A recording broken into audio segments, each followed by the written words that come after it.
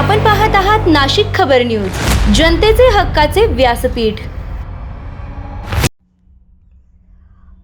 अखेर कॅप्टन खरात उर्फ ढोंगी बाबानेही तोंड उघडलं असून नाशिक जिल्ह्याबाबत मोठं विधान केलं आहे। नाशिक हा कायद्याचा बालेकिल्ला आहे असं म्हणत त्याने स्वतःवरच्या आरोपांच्या पार्श्वभूमीवर भूमिका मांडली। मात्र याच पार्श्वभूमीवर पोलिसांनी कॅप्टन अशोक खरातवर ठोस कारवाई करत नाशिक कायद्याचा बालेकिल्ला असल्याचं प्रत्यक्षात दाखवून दिलं आहे।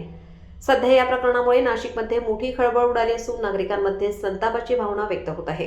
अंधश्रद्धा, फसवणूक आणि लोकांची दिशाभूल करणाऱ्या बाबांवर कठोर कारवाई व्हावी अशी मागणी जोर धरत आहे।